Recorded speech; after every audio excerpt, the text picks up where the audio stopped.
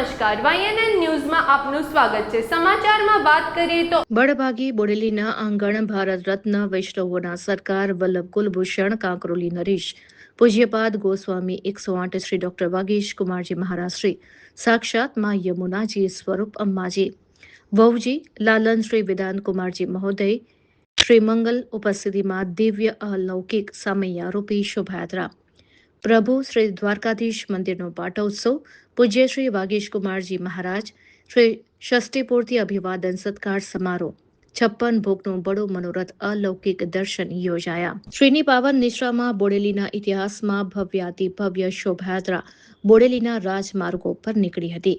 ત્યારે વૈષ્ણવો ટ્રેડિશનલ પોશાકમાં, મહિલાઓ ટ્રેડિશનલ સાડી પહેરી ભારે આકર્ષણ જમાવી રહ્યા હતા. શોભાયાત્રાનો માર્ગમાં ઠેર ઠેર વૈષ્ણવ સમાજ સિવાય અન્ય સમાજના લોકો દ્વારા પણ સ્વાગત કરવામાં આવ્યું હતું. ત્યારે બોડેલી વ્રજ ભૂમિમાં ફેરવાયો. શોભાયાત્રા પ્રભુજી દ્વારકાધીશ મંદિર બોડેલી ખાતે પહોંચતા પ્રભુ શ્રી દ્વારકાધીશના પાટોત્સવ નિમિત્તે 14 ઠાકોરજીના સાનિધ્યમાં કુલ મંડળીનો દિવ્ય અલૌકિક મનોરથ દર્શન પૂજ્યશ્રીઓની ઉપસ્થિતિમાં યોજાયા. લાલન શ્રી વેદાંત કુમારશ્રી મહોદયશ્રીના કરકમલો દ્વારા આરતી ઉતારવામાં આવી હતી. ત્યારબાદ બપોરના ભક્તવાડી ખાતે પૂજ્ય શ્રી ડોક્ટર વાગીશ કુમારજી મહારાજશ્રીના સત્કાર સમારંભ યોજવામાં આવ્યો હતો, જેમાં ગામે ગામથી આવેલા વૈષ્ણવો મહિલાઓએ પોતાના અલગ અલગ ગામો દ્વારા સામૂહિક રીતે પૂજ્યશ્રીનું સ્મૃતિ ચિહ્ન મોમેન્ટો આપીને એક યાદગાર અભિવાદન સમારોહ યોજવામાં આવ્યો હતો.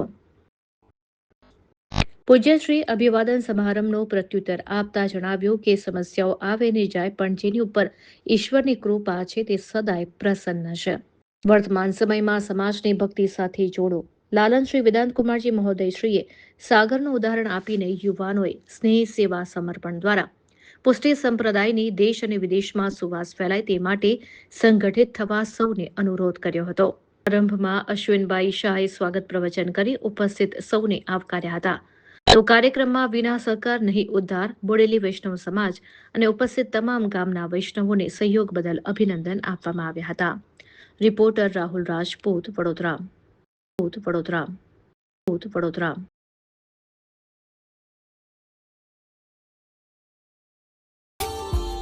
Subscribe now and press the bell icon. Never miss an update.